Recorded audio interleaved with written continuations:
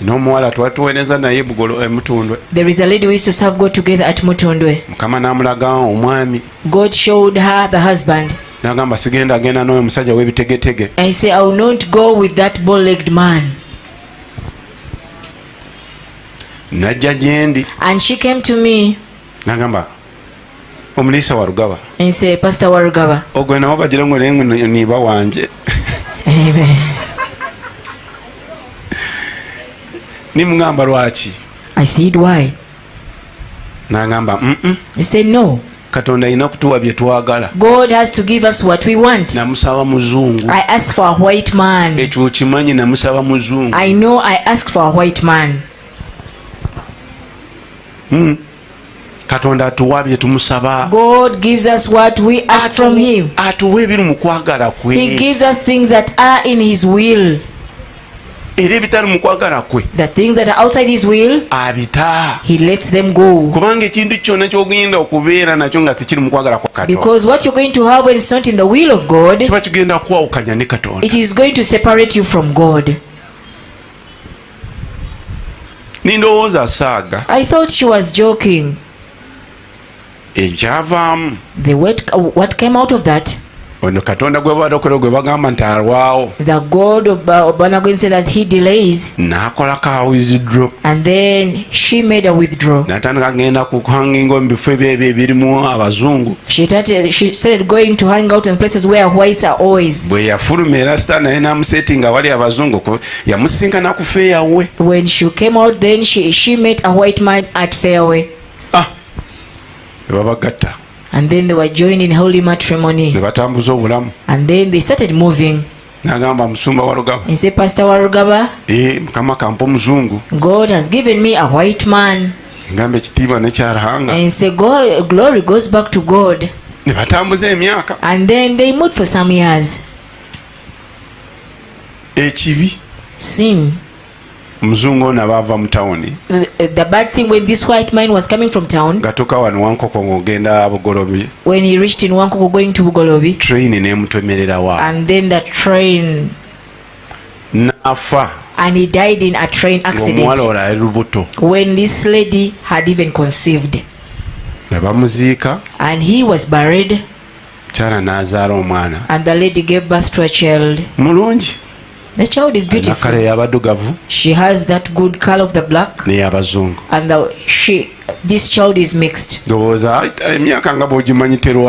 know how years can pass by. She saw when the life of being a single mother was impossible for her life. And then she came back to church again. She started asking for a husband. God is faithful. And say, have you come back to me? And say, husband. The husband that I had set for you is only one. Who's that man? I don't have any other man for you.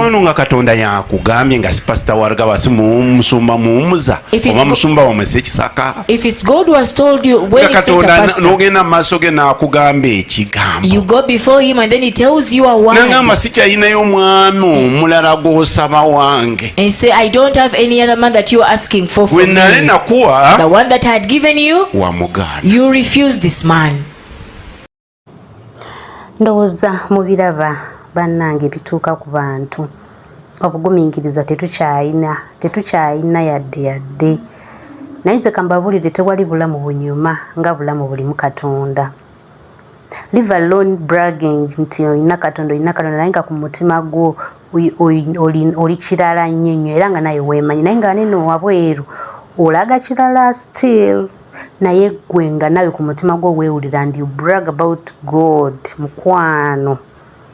That's the best feeling ever. Nze kambabulire ebintu ebisinga mu bulamu w'okisabirira n'ekitatuukirira, we just need to thank God. N'ogamba Mukama Katonda oba alina kye yantaasizza ate nga bwe kibiira. Now look at this. Yasabirira musajja muzungu. Kigasa kyo kubeera n'omusajja omuzungu naye nga toyina mirembe. Yaani yagamba nti buli muzungu abeera n'essente kwe balala bakimanyi. Abalala bo baagala wagazi kubeerako nakakala ako nzale ku mwana omweru. tamanyi kye kitegeeza abamu ku ffe wabula Katonda atusaasira. Eyo sitori y'omuzungu ng'ogitadde ebbali waliwo eno endala ono yasabirira luzaalo n'alaba nga Katonda aludde okumuwa omwana. Ndowooza ne bya Katonda n'abivaako n'agenda erudde ewalala n'anoonya omwana kye yazaala sooka okyewulirireko. So ebya Katonda bannaye Katonda takeera era takeeriwa. We just need to have faith. Bw'osaba ng'olina okukkiriza. Nze nzikiriza buli kimu kisoboka era buli kimu kisobokera ddala mu maaso ga Katonda, tewali kirema. Wano omukyala yasaba omwana n'alaba nga Katonda aluddewo mumuwa, laba kye yazaala. Waliwo omuwala anuma nnyo. There is a lady who really hurts me. Kubanga yali aludde akaseera mulaba atambula ne Yesu awulira enjiri. Because I used to see her preaching the gospel, moving with Jesus. Ninga emyaka egenda. But the years were passing by. Ndowooza eky'obufumbo ne kimuyisa bubi. I think where things concerning marriage, it was not good on her side. Nansanga mu church Mutundwe. And she found me in church at Mutundwe. Nanfulumya ebweru. And then made me to come out of the church. Neyekwata bw'ati nagamba musumba Warugaba. And he said, Pastor Warugaba, obutuukirivu bwamwe, your righteousness, ne musumba Tom, with Pastor Tom, bukoma leero. it is stopping today. Ontunuulira n'angamba ye. He said, are you looking at me? Nina amabeere siri musajja. I have two breasts, I'm not a man. Gano amabeere galina okonsa ku baana. These breasts have to feed children. Kati. So, ningezaako okwogerooza ng'awuliriza. I tried to speak to her, but she could not even listen to me. Ekirungi muzeeyi yali afuluma ningenda nimayaki nga muzeeyi nimugamba ningamba sooka olinde. The good thing, Pastor Tom has come and said, please Pastor Tom, come and speak to this lady. Ningamba waliwo omuyi. And he said, there is someone who is very ill. And I took her to the car. N'ayogera n'omwana omuwala. And he spoke with this lady. N'amusabira. And he prayed for her. Bwe yamala agenda. When he went away, n'akomawo. then this lady came back. N'agamba olowooza alina ekyakoze. And he said, do you think he has done anything?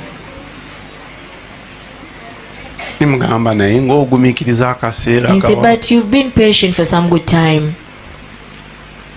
Yeefumbiza. She got married to someone. Ate n'ankubira n'essimu. And even called me. Naye kino simanyi oba Sitaani yakiganya. I don't know whether it is the devil who led this to happen.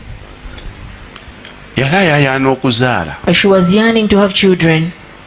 Naye yaŋŋamba musumba Warugaba sobola kulaga bantu omwana gwe nazaala. She told me that I cannot show my child that I gave birth to other people. Natuuka mutte. There are time when I reach and say, should I kill? Okutegeera nti nazaala. People not to know that I gave birth to this child.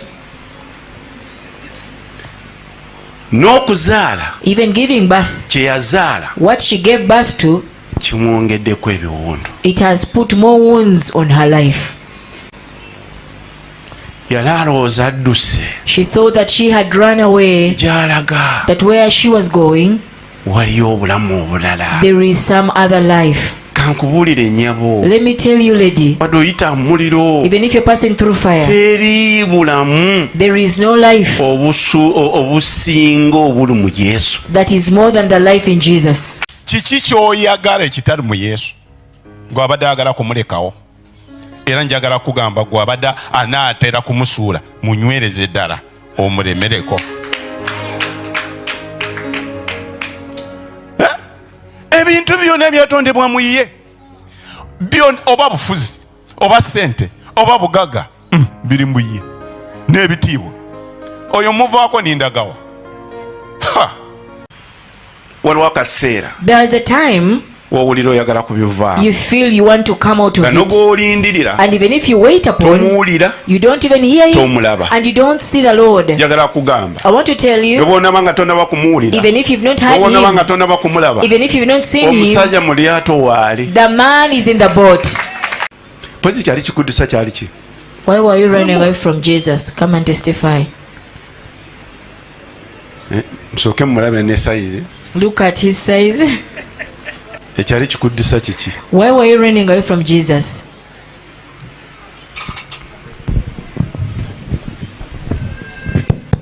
Mukama yeebazibwe kanisa. Praise God, church.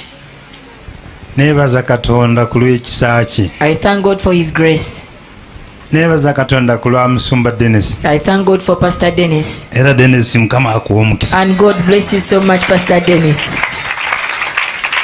Bwakya lumu. It came one morning. Nga mpulira nkooye. I felt I was tired. Nga ndi musumba. I was a pastor. Nsumba abaana. For the children's church. Nga nkulira enjiri y'eddwaliro. I was leading hospital evangelism. Naye nga sifuna sente. But I was not getting money. Awaka mukyala ngamba tewali mmere. At home my wife told me there is no food. Ne mugamba tubadde tudde mu church olabya ansizeemu. I say we were in church. Did you see anyone sowing in me anything? Nangamba gwe musajja. And he said you are the man in the house. Ne nkiraba nze ddala mwami. And it's true I saw I was the husband. But I didn't have money. Ne ngamba ye Yesu ono gwe bangamba atajja. He said yes, I'm waiting the one who does not come. Lwaki simuta? Why don't I let him go? Olunaku olwo nasula nga seebase. That day I had a sleepless night. Nga mpulogulaminze olutuuka ku church. Programming when I reached at church. Mpite musumba Sekisaka. To call Pastor Sekisaka. Mugambe weebale kunsumba. Say thank you for pastoring me. Eddwaliro liiriro. Your hospital is there. Sunday school yo yiyo. Your Sunday school is there. Ne Judah Generation yiyo. And Judah Generation is also there. Naye ate ne Katonda yasula ayogedde ne musumba Dennis. But God has spoken to Pastor Dennis the night before. Mbantudde bwenti. As I was seated like that, Auntie Dennis tasibaamu naye. You know Pastor Dennis always sits at you. I thought he was going to call me and Musumba say Pastor Momoza, Katonda yantumye kugamba. God told me to tell you, amaaso go gajje ku musumba Sekisaka. Take away your eyes from Pastor Sekisaka. Ye kye yakuyitira kyonna kigenda kutuukira, kyeyogerera obulamu bwo kigenda kutuukira. What is spoken to your life is going to come to pass. Olwo nga ndaba ebisero biyita. I was seeing baskets moving. Naye nga siina zange. But I didn't have any money. Oluusi sente ne bazisindika ku simu. At times I send money on my phone. Oli n'agamba musumba takwatikana. And say I cannot reach the pastor. Sindiseyo akakadde ako kamumpeere. I've sent this 1 minute but just give it to the pastor.